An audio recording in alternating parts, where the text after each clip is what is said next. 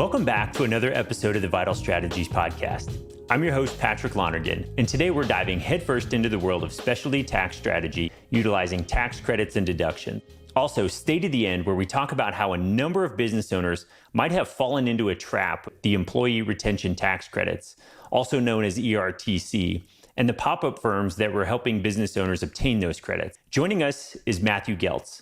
He's a driving force behind KBKG's specialty tax services. Today, we'll uncover the secrets to maximize tax credits and deductions. We're going to see how to transform overlooked opportunities into substantial savings.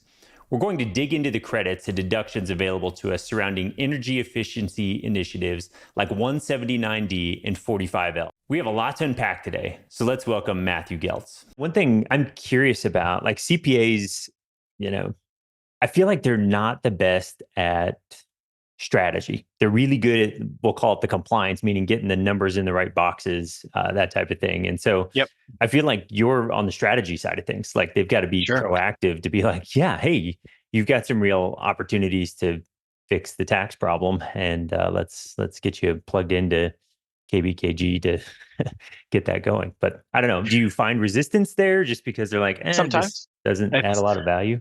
It's kind of like speed dating. Like my ideal CPA is one that sees the value of having the holistic approach and looks to add value by asking questions and coming up with ideas and solutions. There's obviously legions of CPAs that just process taxes. That's what they do. That's their job. They don't want to, they're there to answer questions, but they're not really there to quote unquote add value.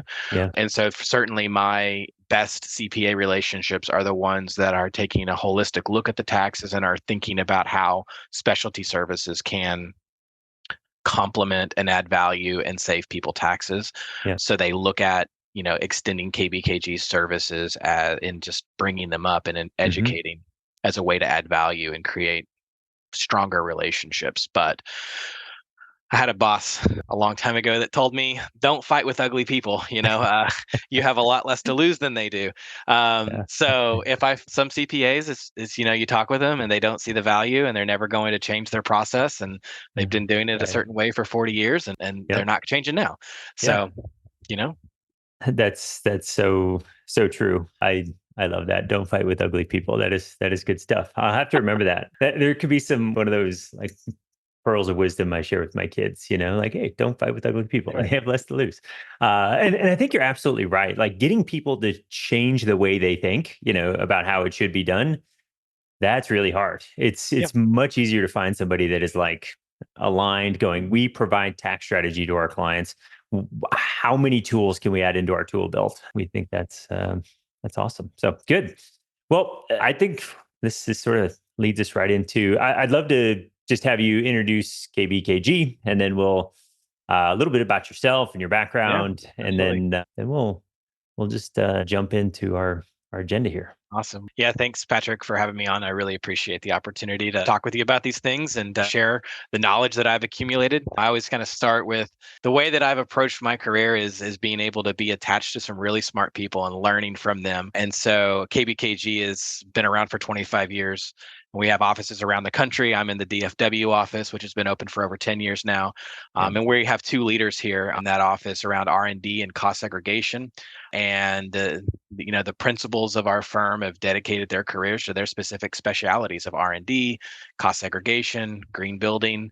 And so I've been fortunate enough to set up phone calls and listen and consult with businesses and listen to the experts that have spent 30 years doing it, talk about these topics. And so, I've been able to accumulate knowledge and have able to pass it along to business owners. But we're a 25-year-old firm, and this is what we do. We only specialize. We don't file taxes. There's a lot of folks here that are CPAs, but they're not practicing. So that's a little bit about us. Our focus is to make sure that we partner with professionals, CPAs, financial advisors, and ultimately see if there's benefits of us doing specialty studies for their clients. Yeah, no, that's fantastic. And I look at KBKG as sort of a key planning partner for our firm. We've got clients all over the United States. And when we have issues like you talked about, and I'm looking forward to getting into those today, everything from some cost seg and real estate opportunities to research and development. I think we just sent you some R&D stuff for a client we're working on yesterday. We think you guys add a ton of value to what we do, very much on the what I'll call the strategic side of things. Like, hey, let's look at this situation and figure out how to optimize these opportunities. And I'm also interested in getting into this discussion about, so just a quick overview, we have 4 levels of tax planning we like to discuss. So level 1 is the IRS gives us guidance, but it doesn't take any investment. So this is like the QBI deduction, that type of thing. And I would say a lot of the strategies that you help us employ are level 1 type strategies. Like R&D credits, the work's already done. Let's just get the administration done properly and make sure that we're getting those credits there. Then we move on to level 2. The IRS gives us guidance, but it takes investment. Standard example, 401k plan, IRAs, that type of thing. Level 3, we're taking sections of the tax code and creating some efficiencies. Some examples there might be a captive insurance company. I own the insurance company. It, it's pooled risk. It reinsures some of my, risks out there, and it has to be done well. It's on the dirty dozen list with the IRS. And again, all the I's dotted, T's crossed type of thing. And then there's level 4, which we call tax fraud. And the reason we bring it up is there's people out there pitching strategies as legitimate that aren't. And I think at the end of our conversation, we're going to get into some of that today, just to talk a little bit about how to stay out of trouble. And if you get into trouble, what do you do to fix it? Yeah, absolutely. Yeah, I think we're going to have a bunch of different topics that we can talk about. I do appreciate you spending the time sharing some of your wisdom with us. So happy to be here. If it's okay, can we just hop into cost segregation study? This week, I just sent a client of ours to the KBKG residential cost segregation tool. Fantastic tool. And then can we talk about that and then move into when we need a full-blown study and that type of thing? Can you just talk through what cost seg is, and we can go from there? Yeah, absolutely. Cost segregation is one of my favorite things to talk about because it's so straightforward. If you're going to buy a property that's depreciable, then you can do the simple strategy, which is to straight line depreciate it over 27 and a half for residential or 39 years for commercial, and just recover those costs over those time periods. Or you can choose to have a study done. Now, do you always have to have a study done? Is it always the right thing? There are questions, there's things. Well, are you planning on holding the ability? Are you going to be subject to recapture if obviously you do this and you sell it? There's different things that need to be talked about, but a long story short is that cost segregation can be summed up in the idea that an extra dollar of depreciation you can take today is worth more to you because the time value of money than taking that same dollar 5 years from now or 39 years from now. Yeah. So if I can segregate the building portions down and assign them different tax lives and buckets, bonus depreciation can be available, and we can find you more deductions now. And this is where the conversation with your tax advisor comes into play. Can you utilize these extra deductions? Right. You're not going to lose them, but does it make sense? And so KBKG, always the process, and this is with any of our business lines, anything that I come across, we do an initial analysis phase. I want to try to figure out what's the benefit, what are the pros and cons, and get all that out there on the table so that the client can ultimately, with their tax strategist, go and determine if this is a good idea. And more importantly, I'm a credits and deductions firm. I'm only really looking to find credits or deductions to save taxes.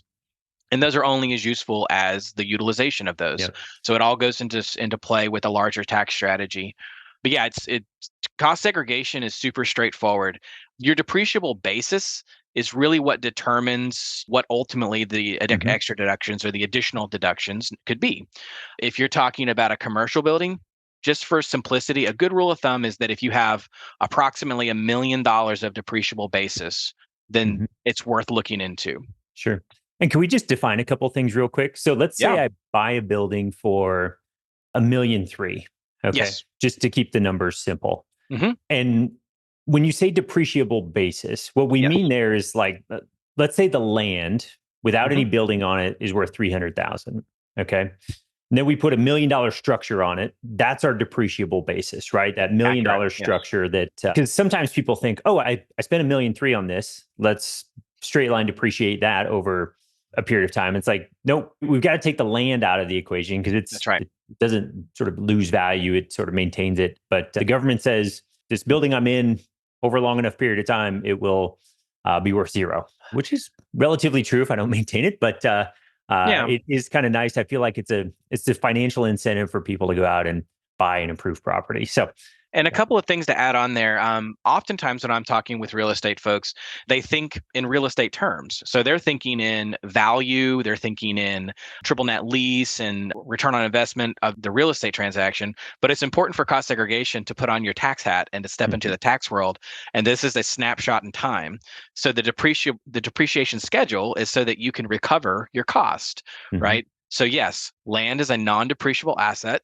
And I Yep. always say that the IRS has a book that's about that thick that's called the Maker's Book, and they assign tax lives to everything. Mhm. So an HVAC system, they say it's has a 39-year depreciable life. Well, in reality, is your air conditioner going to last for 39 years? Not in No. Texas, it won't. Right.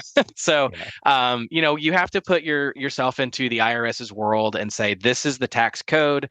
So when you purchase a building, your outlay of investment, land and then structure, or land and then construction cost, Mhm. that's your depreciable basis is going to be the building value, and that is as of what you purchase. So it doesn't matter if you refinance it, it's what have you spent out of pocket or loaned or borrowed to buy Yeah. that property. Yeah. No, that's fantastic. And I think one comment you're talking about the utilization and working with your CPA or tax strategist. I think a big thing we see there is we get clients that will come to us that are working full time in their business. Their wife is a school teacher, and they're like, "Hey, I read something about this cost segregation study is a fantastic way to offset some of my active income in the business." And it's like, Right. that might be true if you had somebody that could be a full-time real estate professional. We Right. have to have that real estate professional status, which is 750 hours in Right. the real estate activity, and it's your primary activity. So I can't have $2,000 job over here and 750 in real estate and qualify. So That's I right. think that distinction really matters, because it's like cost segregation study is a fantastic tool, but it's not that great if we go get one done, but we can't utilize it. So That's right. um, Yeah, you good. have to think about utilization. If it's a business and you're like a dentist that owns dental practice and then also has maybe like a separate real estate Mhm. LLC and Yep. they're renting it to themselves, essentially, then talking to the CPA if they can do a grouping election to basically Mhm. take the depreciation that's coming off of the real estate LLC and apply it to business income. And that's just a conversation that has to be done with Mhm. the CPA Yeah. or the tax Yeah. professional.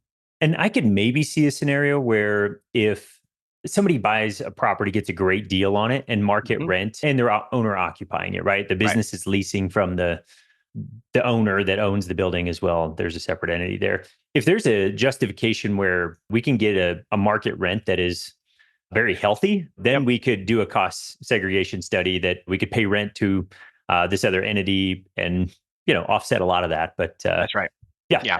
Kind of juice up the yeah, rent in order to, yep, and then knowing that the depreciation mhm, per the cost seg is so high that you can offset that. yep. Absolutely.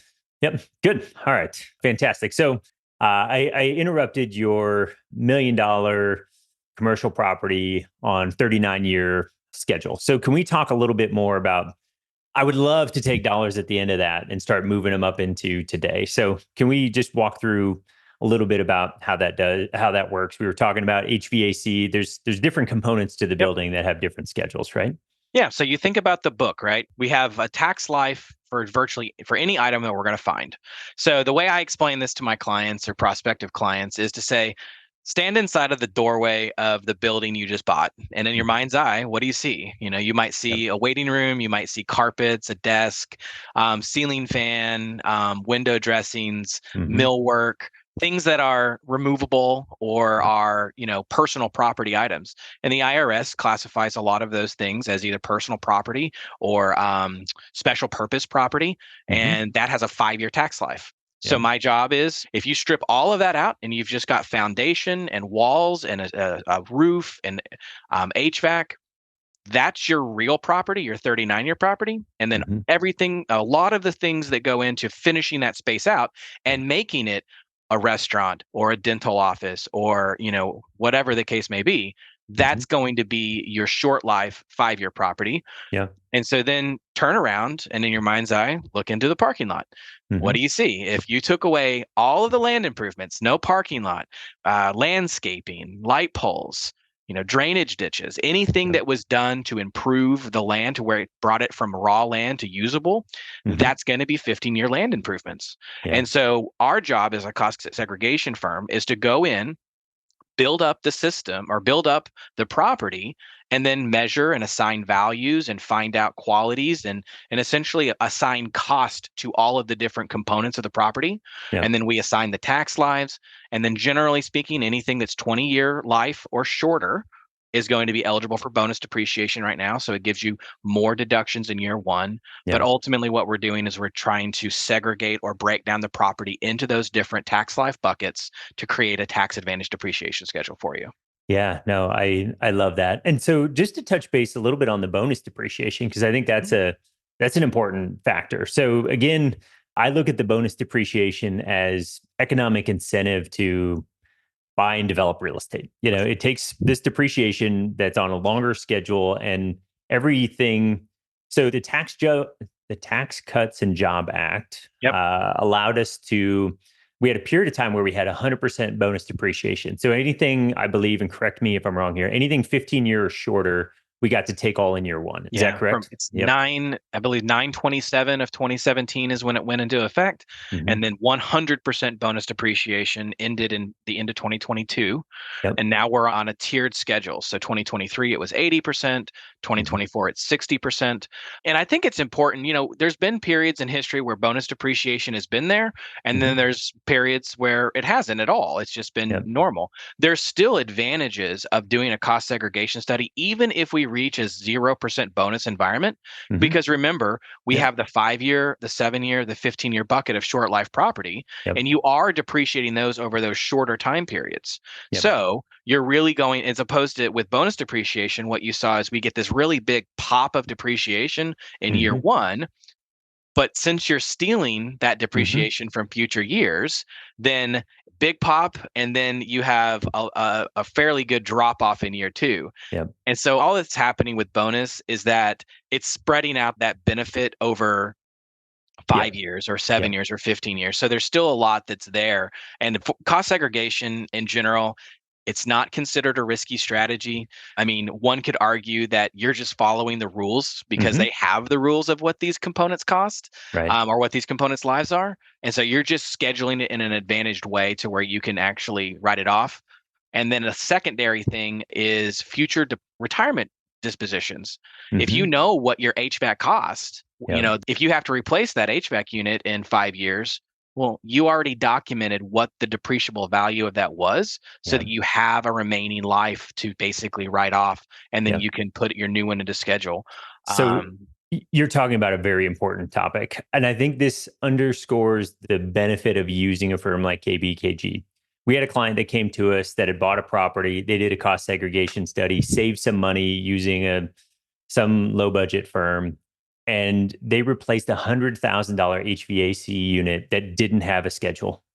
And it was like, we could have got some economic value out of that if we would have had a cost seg that had that included, but that piece for some reason wasn't segregated out. And so we could not, when we disposed of it, we couldn't take a deduction for that. And it's like, we saved a little bit of money on the front end. The client saved a little bit of money on the front end, and it cost them a lot of money on the back end from a tax perspective. So I just appreciate how thorough you guys are when we engage with you to do a cost seg. We get really good outcomes. So you teed that example up perfectly for us.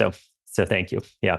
You bet. Great. So I wanted to jump in and say, I can go back. We've been in the real estate game for 20 some years, and cost seg was a tremendous tool well before the Tax Cut and Job Act showed up. And it just, I'll say, got a little better during that time frame. But you're right. I sort of liked this nice path of depreciation that could offset some of our active income versus like one huge chunk that might create this NOL that I have to, net operating loss that I sort of carry forward and can soak up over time. I like to smooth out my tax bracket. I don't like to get below the 24% bracket just because, if I use up the 10 and 12 and then have to turn around and pay at 37%, like that's no good. I'd rather smooth out the 24 for a longer period of time. So I don't want to get too far down that rabbit trail, but No, but you can elect out of bonus. So I Yep. think that you can talk to your CPA about that. You can choose to elect out of bonus if you'd like. Yep. And so absolutely as a part of your long-term strategy. And honestly, I get that question quite often. Well, what are the drawbacks of this? And I always say, well, if you're considering selling the property in the short term, you're going to be subject to recapture. So that's something to consider. But also, there's always that risk that there's a different tax bracket, maybe personal income tax bracket, rises. And so it's not 37% max. What if it's 45%? Yep. Well, that's going to change the math because all we can do is just use what we know now and project it out into the future to predict your ROI. But things can change. And if you suck a lot of the depreciation out of the building now and you're in a higher percentage tax bracket later, well, then that's, the dollar of deduction is only worth the percent of your tax bracket, right? 37 cents on the dollar, 24 cents on the dollar. So I bring that up all the time as just a consideration because you all have to kind of look at your own personal financial situations and decide what's the best that you can operate off of now. So yeah, no, that's fantastic. So good. We've got a number of things to cover today. Is there anything else on a cost segregation study we should talk about before we move on to our next topic? I would say that you'd mentioned our tool. So the residential cost segregator, depreciable basis has largely been the main factor on whether or not a cost segregation study is warranted because there's a fee, and then how many deductions or extra deductions are you going to get? So that's why we created the tool, and it is a self-service CPA tool or self-service tool that you can do yourself, and it generates a new segregation or a new depreciation schedule right there. We'll back up the tool under audit, our results. You as the taxpayer or as the CPA are responsible for the inputs. So put good info in, get good info out. And also, you asked me a question earlier about kind of what's the difference between KBKG and others. And I used this as a template. The RCS tool is a template. And so, but if you think about it is a residential cost segregation tool. Think about what a normal residence is. They all have the same components. They have yards and driveways and fencing and decks and, awnings and living rooms, kitchens, all the same thing, right? But then you start looking at commercial real estate and you have restaurants and retail and big box stores and dental offices and surgery centers. There's all sorts of different kinds. So when you look at a cost segregation provider, their fee that they're providing you or they're quoting you is a representation of the time they're going to spend on it. They're not going to spend 20 hours on a study and charge you $2,000. There's no way for them to make that economically viable. So if you spend $10 million on a property and then you go to a provider and they quote you $4,000, they're not going to spend any time on it. So that's what I always say is like, no, I'm not the lowest provider, but at the same time, I'm going to actually spend engineering time. So I contrast those two things to say there's template versions and then there is engineering versions. And your engineering is going to be a representation of professional service time. Keep that in mind. And the larger your depreciable basis, the timing matters because we can find additional deductions if we actually have the time to dig into it. And if I can make a 1%, if I can buy detail and breaking down the electric system, for instance, to include special purpose electric, maybe I can find you 1% more. That's $100,000 on a $10 million basis property, which might mean $37,000 of tax savings. So don't go with a super low quote because you want to incentivize a firm to spend the engineering time that they need in order to find all the components. My guess is most of our listeners out there don't buy the cheapest car, right? Like that's right. We buy a car that's going to deliver value to us. And so it's like, I spend more money on my car because it's comfortable and it goes fast when I want it to. So I think the value piece is where we're at. And again, most of our listeners have gotten to the point where they're starting to understand that, right? Like I pay for expert legal help, expert tax help, and it pays off. It's an ounce of prevention that creates a ton of cure on the back end. So worth a ton of cure on the back end. And so I think this is an important thing that I want to touch on too before we leave cost segregation study. I'm listening to this discussion between us. I bought a property 3 years ago. Did I miss my opportunity to do cost seg? No. It's not required that you amend your return. You can always do a look back study. The further you get away from your placed in service date, let's say that the value diminishes, but it's very slightly over a year. So it's always worth it to look back. And, again, it all starts with a basic analysis. Let's get a benefit estimate created. Let's get a fixed dollar fee quote to you, tell you how much it's going to cost to do it. And then the only thing is that instead of an amended return, you file Form 3115 or 3115. And so think of your original depreciation schedule as your starting point, and then the cost segregated depreciation schedule as the end point. Form 3115 is the bridge between those 2 points. And so you file Form 3115 and your new depreciation schedule. You're just telling the IRS, I'm making a change of accounting method. And you catch up on your depreciation in that tax year. So on your next filed return. Great. Good. All right. Anything else before we move on to the next topic? I think we covered it. Cost seg is a great topic. I love talking about it, but yeah, we can move on. Yeah. All right. So now I'd like to get into some of the credits around energy efficiency. And I know there's been some changes in this. I don't know if I want to call it legislation, but we used to have the 45L that we had some clients take advantage of, and it was tremendous. And they've made some changes there. And we'll get into that, I think, in some more detail. It seems like the 179D has maybe replaced the 45L as maybe the opportunity to look at right now. So can we get into 179D and what the heck that is, and how it can be an opportunity? Yeah, absolutely. So 45L and 179D, they've been somewhat connected because they're green building credits, and the 179D is a deduction. So we've got one that's a credit, one that's a deduction, so it's different. Specifically, 45L we'll talk about in a moment. That's still around. It's just changed to the point where it's difficult. Let's say it's more difficult to get the credit. And so, yeah, I'll talk to you about that. There's 179D has garnered a lot of attention because they basically increased the benefit of the deduction. They took it from $1.88 a square foot to $5.36 a square foot. So like a 270% increase. Both of these programs got tied to paying prevailing wages on the construction of the project. Yeah, let's kind of start. I think it's best to start in the beginning. And what is 179D? Yep. So 2005, the Energy Policy Act, it was created because the largest consumer of energy in the nation is commercial buildings. So how can we incentivize building owners to build green buildings? And they came up with the 179D deduction, which ironically, for a building owner, operates a lot like cost segregation. It's a per square foot. It was a per square foot deduction that essentially reduces your 39-year basis and puts it into year one. So it's like bonus depreciation. Now, the thing is that during this era of bonus depreciation for cost seg, it hasn't made a ton of sense to do them both, because the dollar per square foot was so low. And then if you're comparing that to a bonus depreciation with a cost segregation, your deductions and value are going to be way higher with cost segregation. So that's your order of operations, essentially, is cost segregation first and then 179D. So from a building owner's perspective, that's the way it goes. So 2008 came around, kind of going back through the history. And of course, the financial crisis happened. 20% of architects are out of work. And the largest entity or entities that's putting buildings in service is the government. They're buying, 50% of the buildings that are going up. And so in 2008, it was the special notice 2008-40 that basically said that the governmental entities can then allocate their deduction to their designer.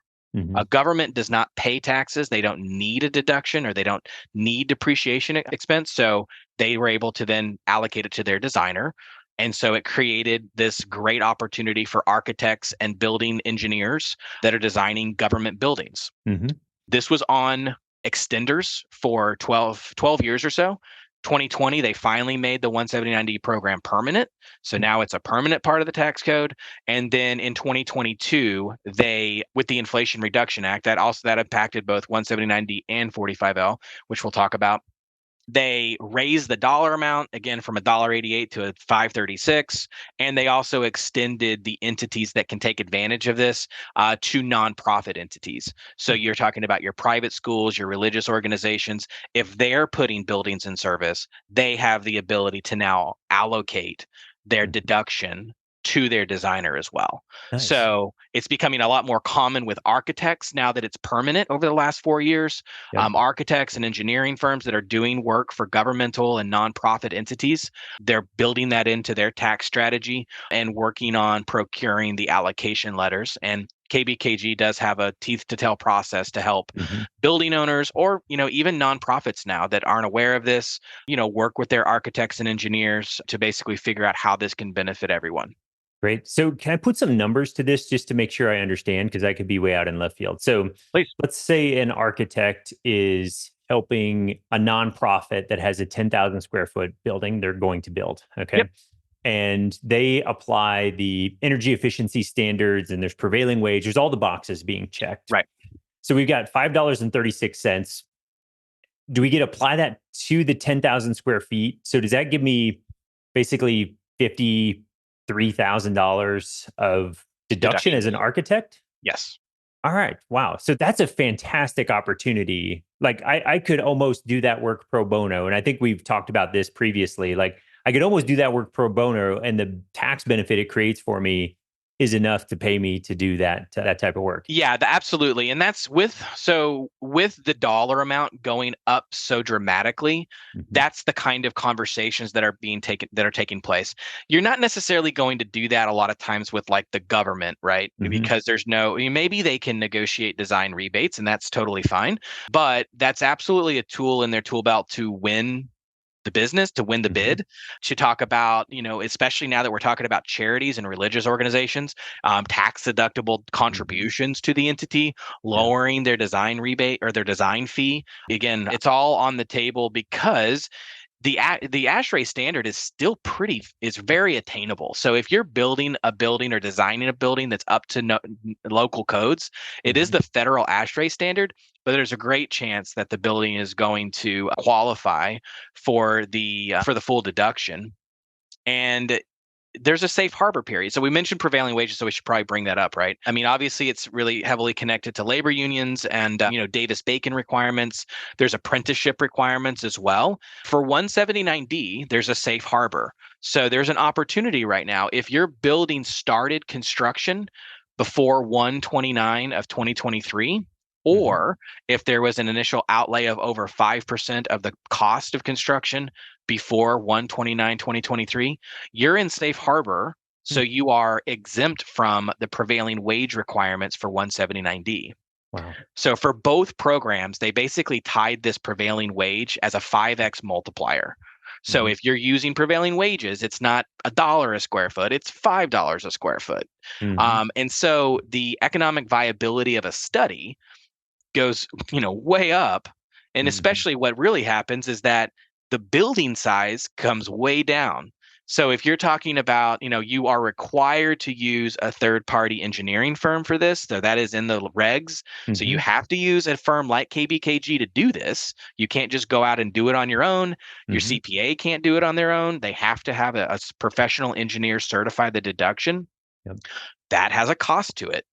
If your deduction is a maximum of $1 a square foot, because you're not safe harbor, you didn't use prevailing wage. Okay, 100,000 square foot building is probably the minimum. 100,000 square foot at the top marginal rate that most architects or engineers are paying with their K1s that are coming down. $37,000 is the tangible benefit of that deduction. But if it's 20 grand, then you're talking about 20,000 square feet. $1, it's a $20,000 deduction.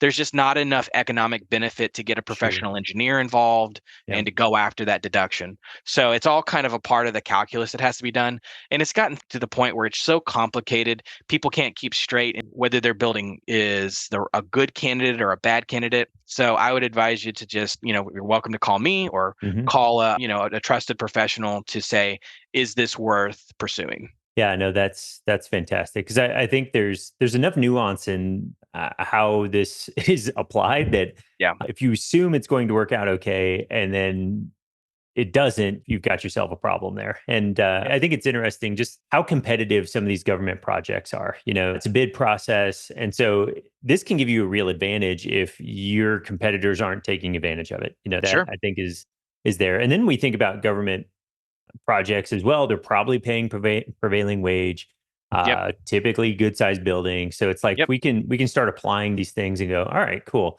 If an architect's listening or a CPA tax professionals listening and they have an architect client that does this type of work, they should absolutely be in touch with you to figure out what good projects look like that they can take advantage of. So Yeah. thank you. And That's, always starts with a conversation, mhm. an upfront analysis.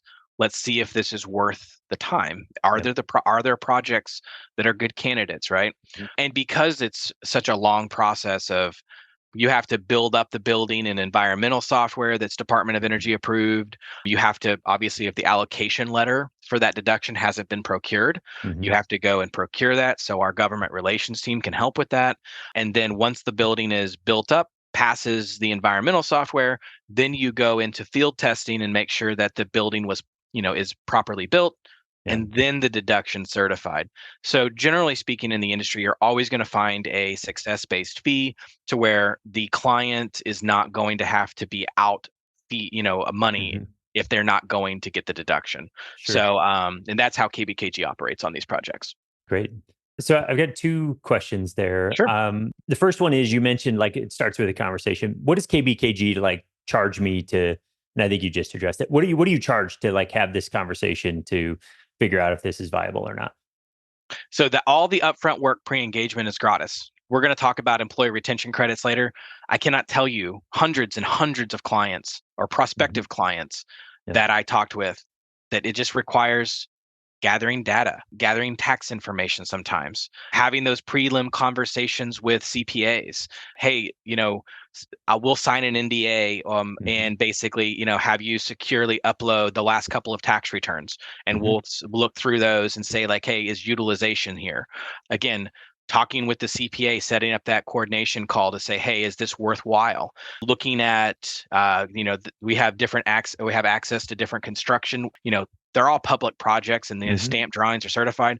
We have access to those, a national list, so we Mhm. can see, we can go in and put a architecture firm name and say how many projects did they work on, what were the Yep. square footages, do these look like good candidates? And Mhm. we can find pretty much straight away whether or not there's going to be good candidate projects with some Sure. pretty simple conversation. And then it comes down to utilization. I mean, with this increase of benefit, some of these, I've got architects that are designing airports. They're a million plus 2 million square feet. Mhm. You know, okay, that's going to generate a $10 million deduction. Well, Right. maybe that wipes out most of their taxable income for this year or next. Mhm. Yep. Maybe they don't need any other projects for that particular year. So Sure. you have to kind of be willing to.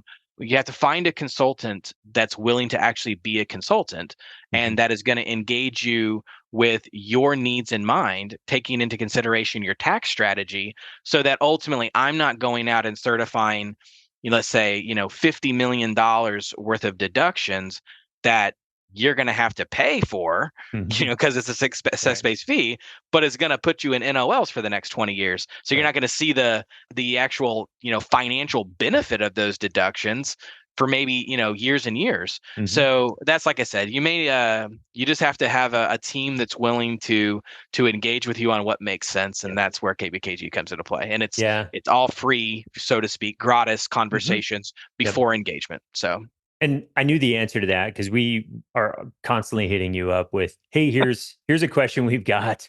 yeah, Is there an opportunity here?" yep, And we're sometimes getting you less than ideal information, and you're like, "Well, if you give me this, this, and this, I can give you more." So I do appreciate, we get to consider you one of our you know members of the team, and it doesn't cost us anything. So appreciate that very much.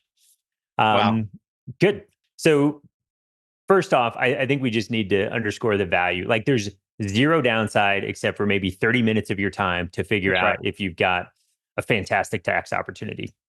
Have your CPA reach out or reach out to us or you, and we'll get your contact information at the end and make sure it's in the show notes. But to just figure out if these opportunities are something that are available, because it's there's so many tax dollars left on the table. It's just Yeah, awfully frustrating. And before we really got into our discussion, we were talking about how sometimes CPAs are really good at the compliance side, getting the right figures in the right boxes, but they're not great at the what I'll call the tax strategy side of things. And so, we love the tax strategy. We're not CPAs. We work with our client CPAs, but I don't know. And I think that's somewhat of a challenge you see. It's like, some CPAs you talk to, they're not interested. They've been doing it for this Yep. way for 40 years. And then other CPAs are very much, interested in learning more about these opportunities. So I appreciate your willingness to just go out there into the marketplace and try to educate folks on this. Yeah. I mean, that's what it all starts with, raising awareness that these things exist.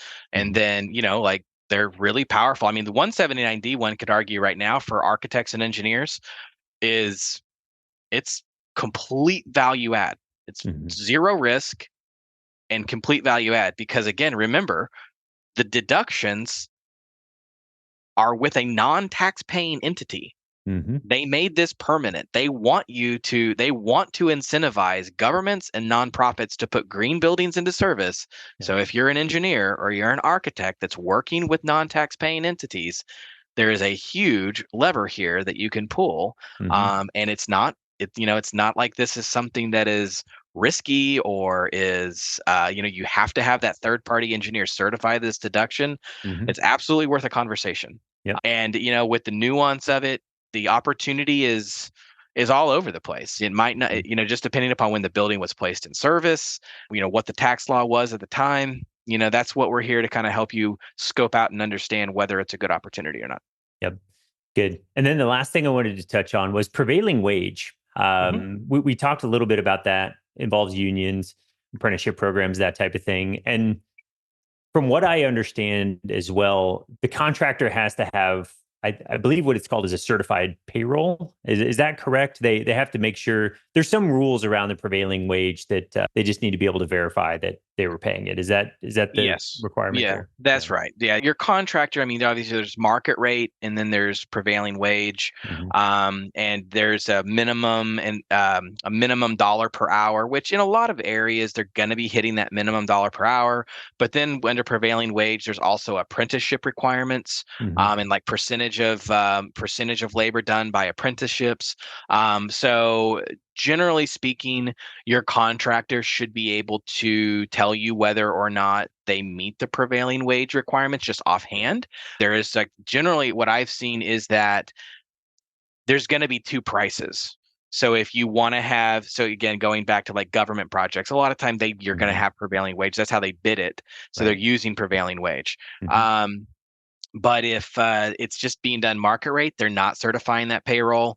And so if they were going to do that, maybe your construction cost goes from a million to a million two because Hmm. of the extra, administrative duty and then also the apprenticeship requirements and whatnot that has to go into the quote. So if you don't have to use prevailing wage, I don't know that this is for the building owner. It's at least Hmm. okay. Hmm.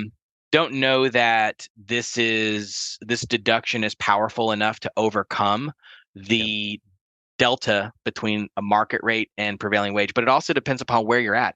Hmm. Maybe the local requirements require you to do prevailing wage.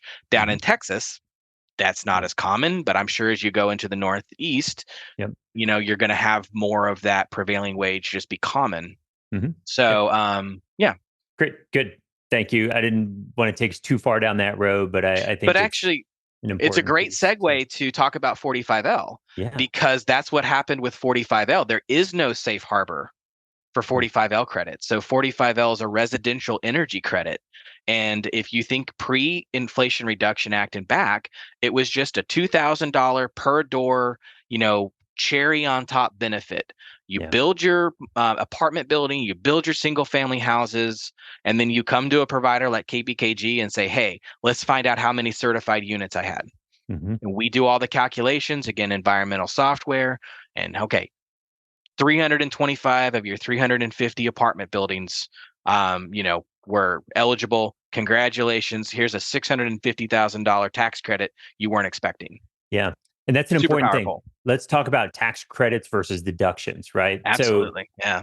when I get a dollar of deduction, Yep. and let's say I'm at the top rate, that pulls it off. I save 37 cents because I don't have to pay tax on that dollar. That's right. So in the example you just gave us, there was 325 units out of an apartment building that qualified for the $2,000 a door tax credit. Right. So if I have $1 million tax bill, Yep. the tax credit wipes out $650,000 of the tax bill. That's right. So when I have $1 of credit, it's $1 I don't have to send the IRS. It's not That's a right. 37-cent deduction. So That's right. Yeah. So the technical way of saying it would be like a reduction of your taxable income. So you have to pay tax on less income, but a tax credit is a reduction of tax liability. Yeah. So if you owe the government, you are a dollar for dollar chipping away at what, you don't have to pay that dollar to the government. They are general business credits. So that means that they're not refundable business credits. There's a difference. You can wipe out the tax bill owed to zero. But if you owe 200 grand and you have a $250,000 credit, you go to zero and then you roll forward 50,000 of credit to the next tax year to offset future tax liability. You don't get a $50,000 refund check because it's a non-refundable credit. Yep. So that's just interesting. You need to make sure that as you're thinking about these things, it's like, what's a refundable credit? What's a non-refundable credit? And dollar for dollar reduction of tax liability. Yep, I love it. Well, I'm just glad that the credit doesn't go away, right? Like it moves to the next year. That's It's right. not like a use it or lose it That's right. scenario. So good. So if we look back in time, right? Yep. We got 2020. We've got this opportunity for the 45L. Is there any? And it's sort of been we've lost out on that. It's not near as sweet. The credit amount has gone down dramatically. Can you just walk us through how it's changed, and then maybe if there's opportunity to go back in time and get some of that if we've done some of these strategies? Absolutely. So you're going to think about it in two different ways, right? You're going to think 2022 placed in service date backwards, and then 2023 placed in service date forward. The Inflation Reduction Act is the fulcrum point that said, hey, this program's changing. For 2023 forward, it's tied it to prevailing wage, and we'll go through that in a moment. It did increase the potential for the credit, but it did just make it much more difficult to get. But 2022 backwards, it was up to $2,000, no prevailing wage requirement. Right now, there is an opportunity for businesses that, or for, let's say, for developers, for residential developers. That's what this credit was meant for, is residential developers that are developing single family homes or multifamily units, right? And again, you can go back right now. 2020 credits are going to be expiring. So you can go back up to 3 open tax years. Right. So if you were a timely filer in 2021, you would have filed on 3/15 of 2021 your 2020 federal taxes. On 3/15 of 2024, just whatever, last month, right? 34 days ago, those 2020 credits expired because you're 3 years past your filing date. So if you're an extended return filer, maybe you extended to 9/15 of 2021 to file your 2020 taxes. Well, that means you have from today, April 19th to 9/15 of 2024 left for that 2020 tax year. It does require an amendment. So if you were to get these credits, you go back and you amend your tax returns or your corporate returns, which then means that that's going to flow through to your K1s. So that's another consideration. Do you have 3 partners that are getting K1s, or do you have 100 partners that are getting K1s? Because you're going to have to go back and amend the personal taxes as well. So there's always that. That's why it always starts with a conversation. I've had this conversation a lot of times with general partners, and the general partners got 1% ownership. So they're kind of trying to say, are we making this move? But they've got a ton of LPs. And it's like, this would be a nightmare to try to go back in and get this credit. So, if it wasn't done timely, then it can be a challenge sometimes. But I do know that there's plenty of projects out there where they never claim the credit.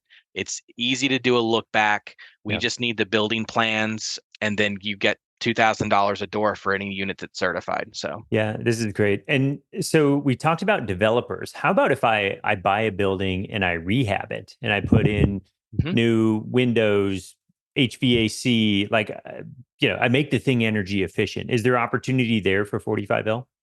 There is absolutely opportunity there. It needs to be a substantial rehabilitation, right? Hmm. So it Yep. can't just be lipstick on the Hmm. property, paint Right. and stuff. If you're working on the envelope, new insulation, again, windows, AC units, yes, a Yep. substantial rehabilitation can work as well.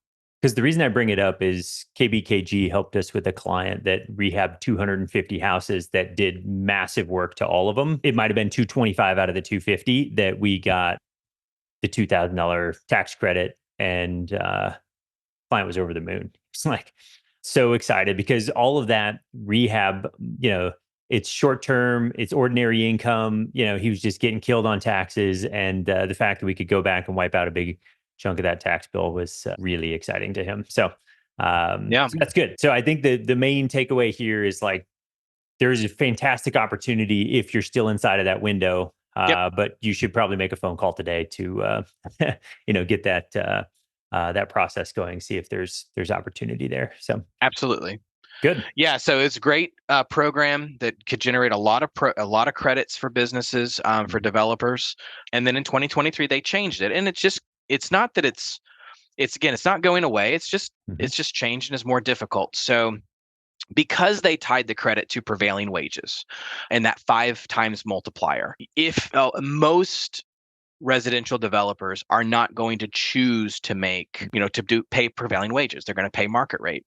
So what it really benefit the program really got tweaked to benefit um, high-rise developments Mhm. in major metropolitan areas that would basically be under union labor prevailing wage. It used to be in 2022 the maximum was 3 stories above grade, but Mhm. now that was removed, and now it's so it can be for high-rise development, and then also for let's say big wide-scale home builders. Mhm. They also tied, as opposed to the environmental software route where you test each unit, they tied it to Energy Star. Mhm. So most multifamily that's going into service now, they're not following Energy Star guidelines. So there are, very specific dynamic calculations that are, up to Energy Star requirement. If you're thinking about your large home builders and, pick one of the big names, a lot of times they're following Energy Star, right? Mhm. On their branding essentially is that we do Energy Star rated homes, and so raters, Energy Star raters would be able to essentially say whether this unit was eligible for the credit or not. And then of course, depending upon the company, if they're using prevailing wage, it's either $500 a unit or $2,500 a unit. If it's a zero energy ready home, it would go from $1,000 to $5,000. So for 2023 moving forward, a lot of the people that had benefited from this program, the developers, a lot of the independent multifamily developers that are out there building up the apartment complexes in the areas that everybody needs, they're not following Energy Star. They're not paying prevailing wage. Mhm. So what was a cherry on top lucrative $2,000 per unit has gone to $500 a unit if they follow Energy Star guidelines. Mhm. And I mean, and that's something that's going to require multiple inspections, like before the drywall goes up. A lot of Mhm. times you need to have a firm like KBKG involved in the development, in the like design phase, so that you Mhm. can go ahead and build in those Energy Star requirements to your designs, so Yep. you're not having to make change orders or change your process. Um, so it just made it a lot more onerous, especially for the independent multifamily developer, to A, get the credit at all, Yep. and then B, even if you do follow those guidelines, unless you're using prevailing wage, it's $500 a unit. So it's Mhm. just generally not going to be worth it. Yeah. Great. Fantastic. I appreciate you talking through sort of the shift from 45L to 179D and how those opportunities have developed. So, anything else on sort of the energy efficiency side we need to discuss before we move on to the next thing? I don't think so. Yeah, contact Uh, your tax professional. Contact Patrick. Contact yeah. me. Happy to chat with you about it. And see if it makes sense for you. The worst thing that can happen is that it's not a good opportunity, right? Yeah. And I mean, Yep. so pretty easy to Fantastic. vet out. Yeah. So the next thing I want to talk through is, KBKG helps all over the place between deductions and credits. You're not filing tax returns. one of the credits that we've seen is the employee retention tax credit.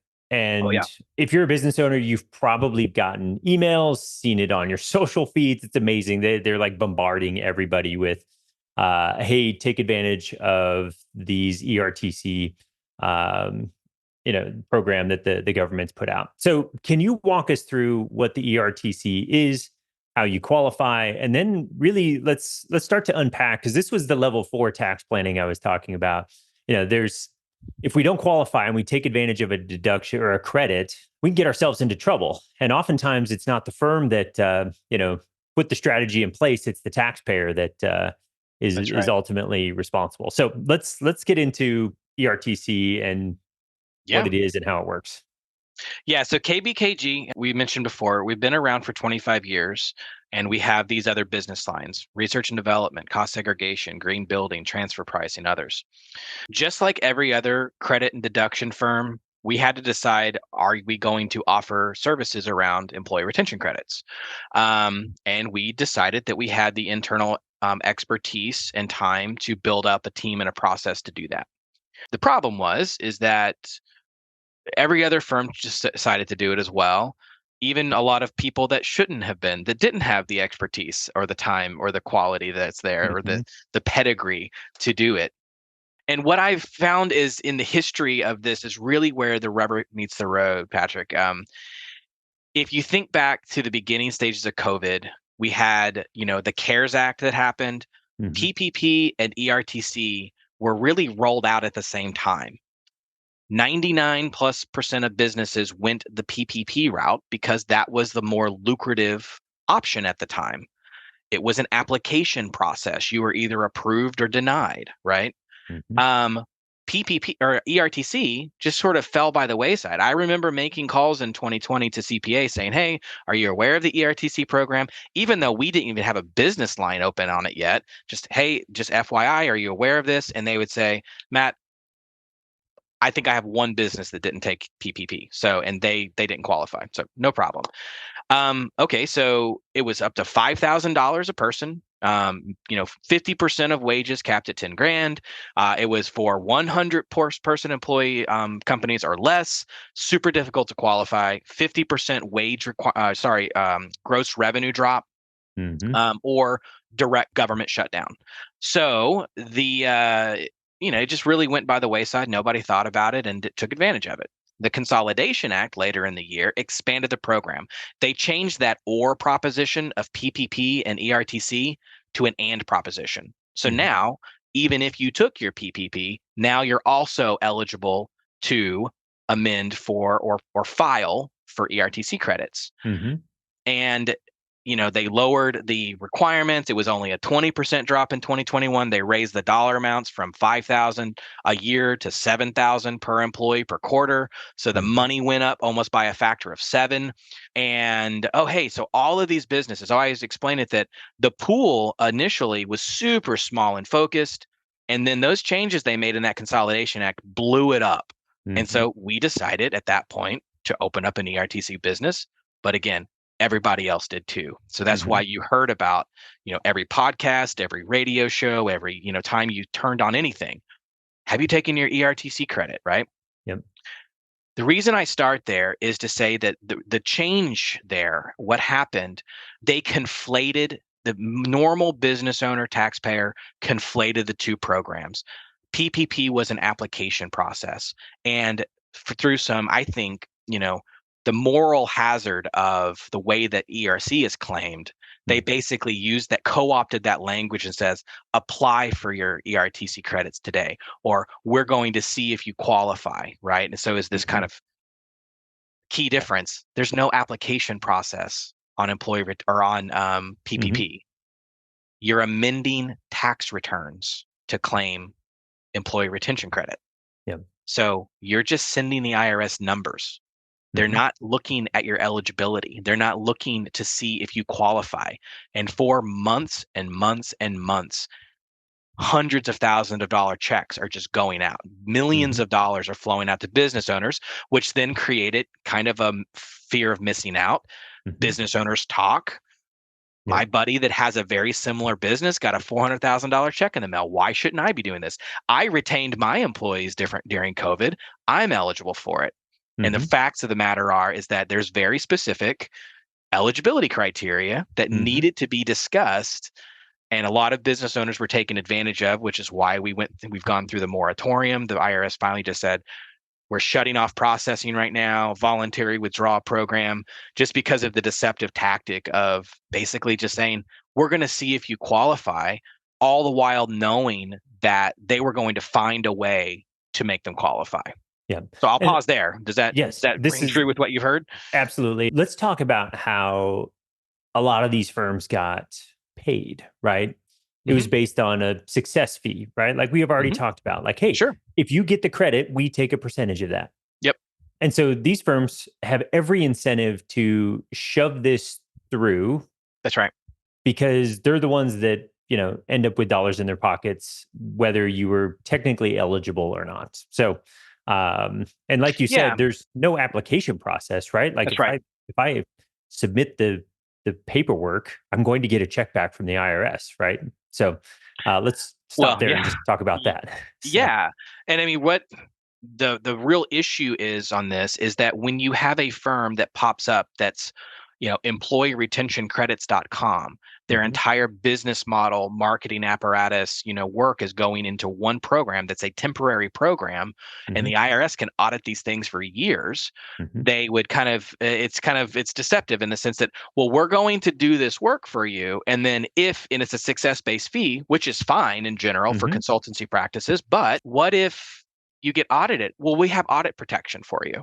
And so my question to all of my prospective clients was, if I have employee retention credit in my name and those checks stop coming in, why will I back this up under audit later? mhm.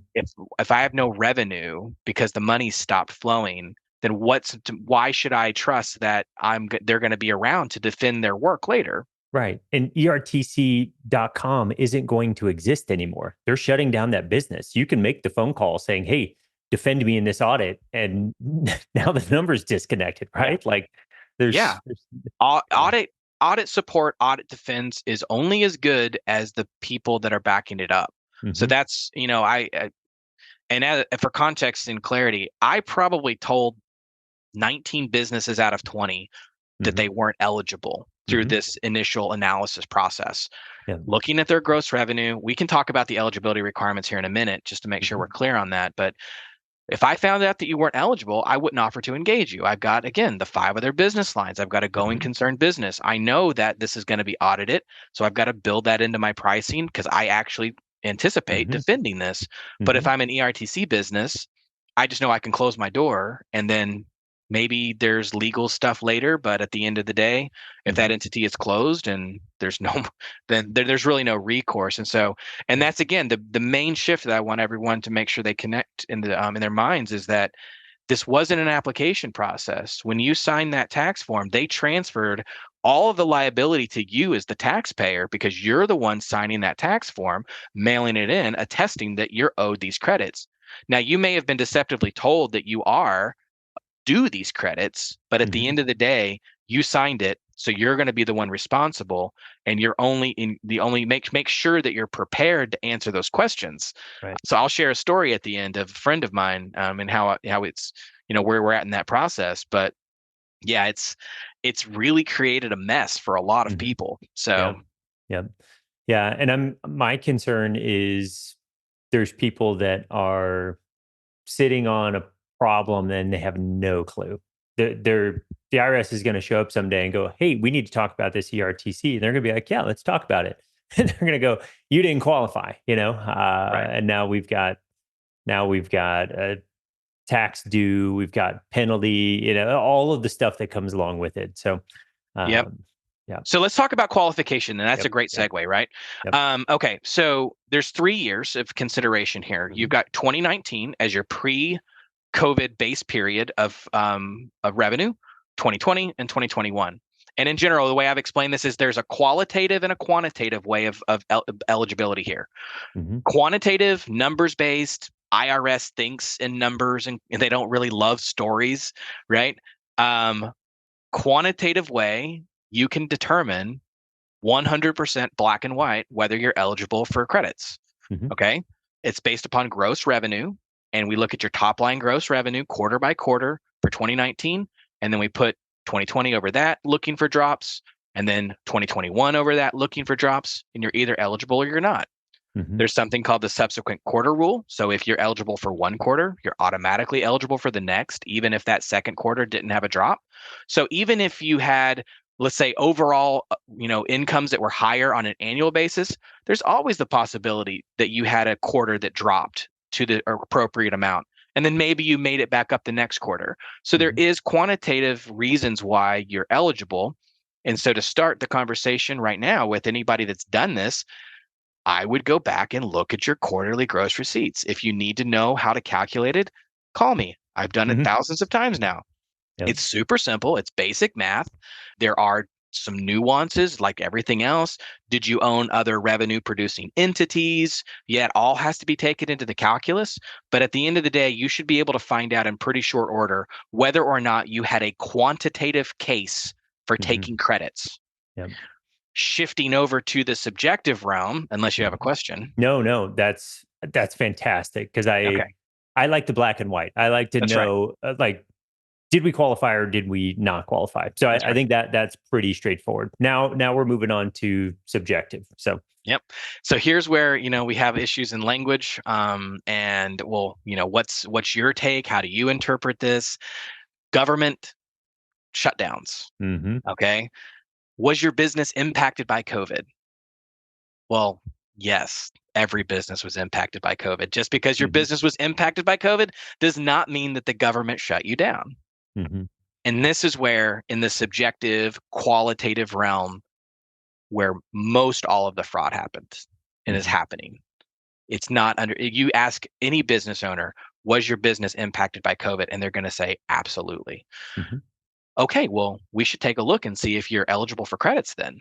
And then find a way to engineer a story behind the Yep. scenes that makes, and I've seen things like, did you have to put out hand sanitizer or make your employees wear masks? Yes, we did. Well, Mhm. that was a CDC guideline.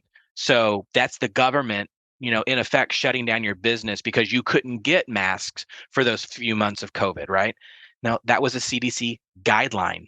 It Mhm. was not, I mean, and I know there's obviously the impacts of social policy, of government policy, how we all and most business owners reacted to COVID and followed the CDC guidelines and did what they thought was the right thing. And you Mhm. can have your opinion on whether or not you think that was right or wrong or what we did from a public policy perspective.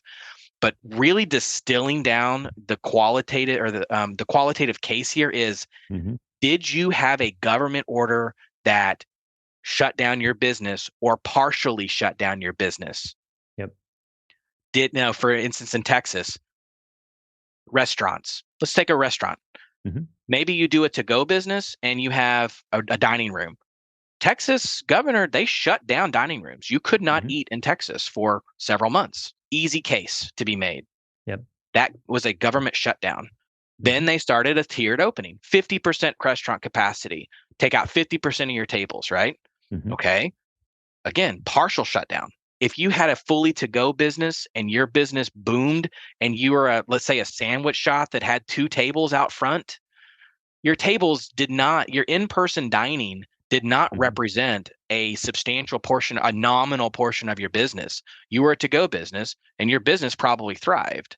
Yep. So you didn't have a reduction in revenue, Yep. and you also didn't have the government shut down a nominal portion of your business, which is Mhm. 10% of your business or more. So you Yep. shouldn't have taken the credit. Yep. But that's where again, but you'd make these cases, and also supply chain. That was Yeah. another I've heard that big. one a number of times. Yeah. Well, we couldn't get our normal parts. It's like, well, could you get them from somewhere else? Well, they were more expensive. I mean, you have to prove to the Mhm. IRS that you couldn't source your materials Yep. from another place. And so a lot of it was international. And so Mhm. then it was like, oh well, our parts got caught up in the port of Los Angeles or something like that. The government never shut down the port of Los Angeles. Mhm. Supply chain difficulties were not mandated by the government, even if there were externalities that did kind of impact the supply chain due to government policy. your business needed to be shut down by the government directly. And Mm-hmm. so I'm not saying all, but most all supply chain arguments are going to get thrown out. If your business was deemed essential and you kept running and you had, they told you that you were impacted by COVID, and you're probably going to get that argument thrown out if it gets audited. Yep. How can you argue that the government shut down your business when you were deemed essential? Mm-hmm. That's contradictory. Right. And so then if that's the way that you claimed, your entire ERTC claim is hinging on this company's word that they're A, going to be around to defend it, and B, that it's going to be a successful argument to tell the IRS agent why you claimed employee retention credits when your revenues didn't drop or went up and the government deemed you essential. Yeah. That's going to be a really tough argument to win. And so again, I turned away 19 out of 20 deals because we could have made so much more money if we would have taken those positions, but we would have put our reputation at risk. We wrote a clawback provision into all of our contracts saying if we get a portion or all of these credits overturned, we'll give back our fee. I didn't see that anybody else did that. Right. And said, hey, we're putting our name beside, we're not signing the tax form, but we're at least putting skin in the game with these taxpayers because they're the ones that's taking on the liability. And so we got to do this the right way. Yeah. And I think an important thing here is just because we get away with it doesn't mean I didn't apply it properly, right? Like, or it doesn't mean it wasn't misapplied. So, there's people that could get away with this. And unfortunately, we've seen some clients come to us that have played fast and loose. They've got away with some things for a while. And it's like, we need to button this up. The way we look at this is there are so many opportunities in the tax code to take advantage of. We don't have to cheat the code, right? That's right. So let's find opportunities. And I think this is even an opportunity. Because you talked about, you mentioned it. I want to dig into it. I'm going to screw up the term. You can voluntarily withdraw. Is that correct? I believe that ended on March 24th, though. Okay. So they closed down that voluntary withdrawal window. But that's how serious it was and how serious they are. And I think, honestly, that's like a harbinger of something not good. Right. If the IRS is opening a window for you to voluntarily withdraw, and also they were saying, we'll actually just we'll cut you some slack. You only have to send in 80% of the money we gave you. We're going to let you have 20% because you paid some random firm. Right. So we're going to let you back this back out. But even though you did it wrong, we're going to go ahead and give you 20% of what you filed for. That window closed. So I think that's kind of like that should, probably send a tingle down the spine of most anybody that took the credit to say, did I do this right? Because if you didn't withdraw and you have a shaky case, there may still be opportunity for you to figure out with your tax advisor how to back it back out, how to refile your 941Xs and kind of try to give the money back. But another key issue, Patrick, was that these firms didn't tell folks that they needed to reduce their wage expenditure by the credit amounts. So if they've gotten that check, they've already gone back and amended 2021 taxes. If you get a $500,000 credit for 2021, you had $2 million in payroll. You would normally, they filed $2 million of wage deduction. When you get that $500,000 check from the IRS, you need to go back and amend your 2021 taxes, reduce your wage expenditure down to 1.5 million, which means you're probably paying 37% on 500 grand. So there was always going to be a net effect of here's the gross credit minus the deduction minus the fee. And most of the time I was seeing like people were coming away with between 40 and 60 cents on the dollar as far as the credit goes. So if you don't look into this, now you've amended your taxes, you've paid this tax bill, you've paid this firm that, 25% that you don't know if it's going to be around. And if the IRS comes calling in 2 years, they're going to say, we want our 500 grand back plus interest and penalties. I don't know that it's clear as of this point whether or not they're going to allow you to go back and recapture that wage deduction again. The money to the firm is gone. So you only netted out 50 cents on the dollar. You got a $250,000 check in the mail, which is great at the time. That money's probably long gone. So my appeal to people that were kind of disagreeing with me throughout the process that, no, I think I'm eligible. I'm like, okay, well, you need to make sure that like I would just say, if the IRS asks for this money back in 2026, let's say that you are owed this 500 grand. Is it going to be feasible for you to come up with $600,000 or $650,000 if you're only going to net 250 out of this to begin with? Yeah. That's really the risk here. So anyway. Yeah, no. And so I think there's a couple things. One, it might, I wish clients would come to us for legitimate tax strategy, right? That's sort of step one. Step two, it could create opportunity, right? Like if somebody has a massive tax problem, they might need to come to us and go, hey, let's look at all the legitimate opportunities I have right now because I owe the IRS a huge tax bill. I need to work on, reducing my current income down as low as I can to, help me offset some of this. So I hate cleaning up messes, but it could be an opportunity. Hey, well, you would be much better served to bring up the challenges or the issues or the mistakes that are made to the IRS than having the IRS find that mistake and come to you. Yep. Yeah, that's good. We might have to do another episode just on how to clean up ERTC mess because it's. I think we could probably continue down this road for quite a while. Yeah. Good. So, can you give us you mentioned a friend of yours that was looking at this? Can you just walk us through that story? Yeah, absolutely. So process is still ongoing, but basically I'm talking with a friend. I don't like to market to my friends and family. So, I'm sure Patrick, you say this like, what do you do? Well, I work in taxes and finance, and immediately that glaze comes over their eyes. They're like, well, that's too complicated. I can't understand it. Which is why I do like explaining things and trying to make it simple and helping to just raise understanding about it. But I'm having this conversation in the hallway with a friend, and he has a small business. It's about 10 employees. And I said something about employee retention credits as far as the work that we do. And he said, oh, I do that. I did that program. I was like, John, why didn't we talk about this, 2 years ago? He said, well, you never asked me. So anyway, come to find out, he did go with a large, let's say the largest advertiser for this. And I won't say any names, but it was one of the, let's say, aggressive firms.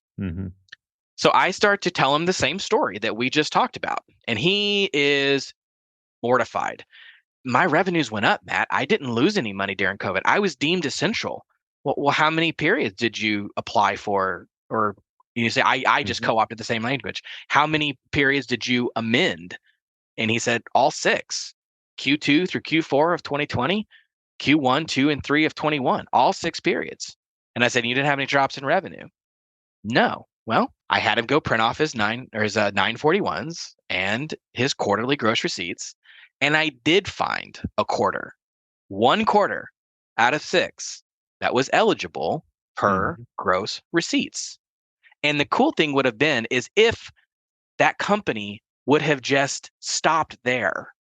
He was eligible for Q1 and Q2 of 2021. It's $150,000 the credits for him. Yeah. If they would have just stopped there, legitimate credit, nothing to worry about, no lost sleep. But what did they do? They pushed it and they took it all. And he's an essential, construction related business that I asked him, did you shut down? And he said, no, my trucks kept running. We didn't take a week off.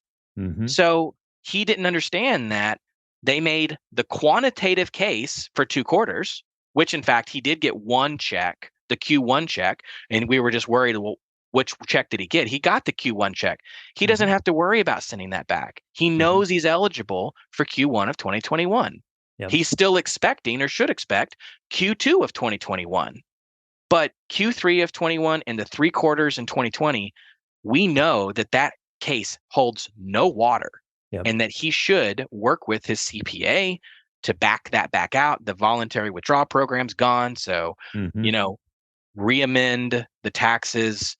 And so it's just one of those things where they overall found him $400,000 of credits when he was only truly eligible for about 156 grand. Yeah. So now he can go down the process of trying to figure out how to get this changed, how to re-amend, or to get the check and then send it back, or like get the money back to them voluntarily, as opposed to cashing all these checks and then having them show up 2 years from now.